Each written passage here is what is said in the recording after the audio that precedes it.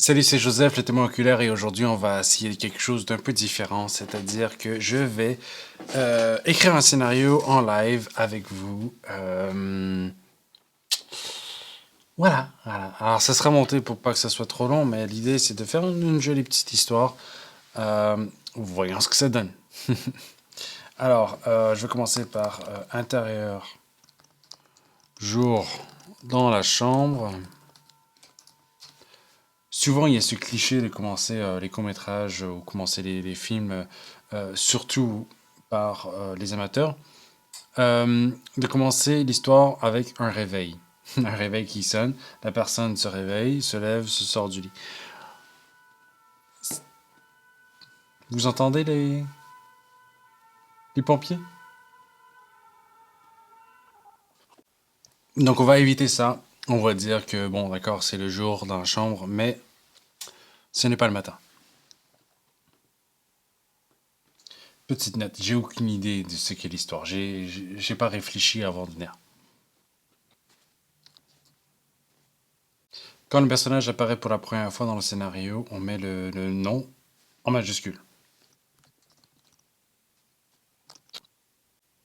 Faut que rapidement je indique le cadre, l'environnement, les personnages, pour pouvoir rentrer le plus rapidement dans l'histoire.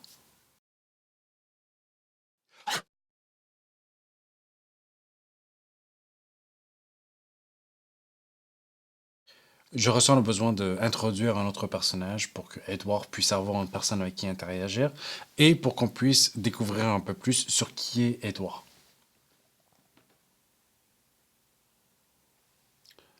Qui est cette autre personne?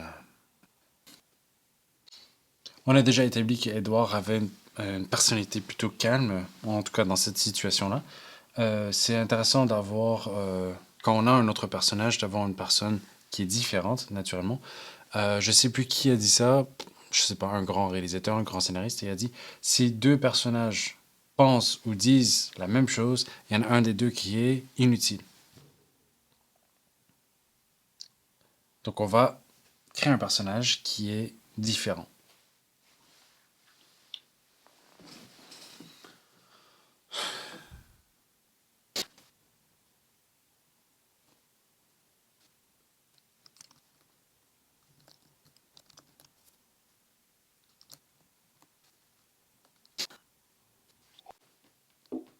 J'aimerais que le personnage de Edward, disons, je montre là que le personnage de Edward est un petit peu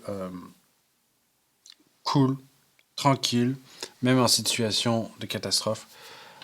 J'aimerais que là, il s'adresse à une autre personne. Je pense à une femme. Maintenant, je ne sais pas qui est cette femme.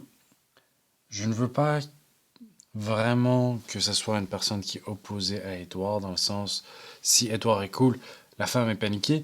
Non, j'aimerais un autre personnage qui est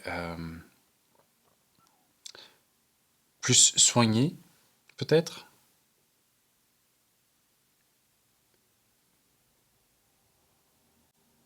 Et je ne veux pas non plus que ce soit nécessairement une personne où Edward est romantiquement impliqué avec. Euh, je trouve que c'est assez rare de voir des sœurs. Hmm.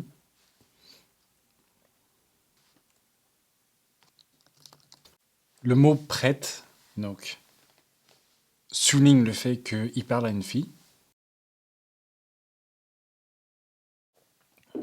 Écrire des dialogues, c'est un petit peu mon point faible, mais j'y travaille.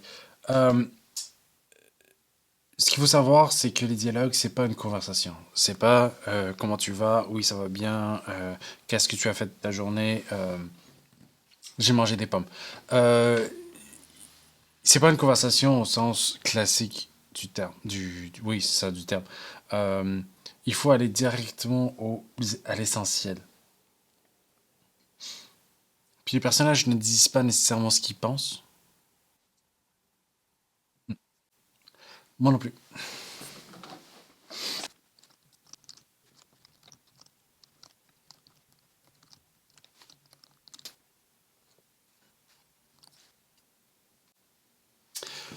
Voilà, c'est tout ce que j'ai pour aujourd'hui. Là, l'heure avance et je dois y aller.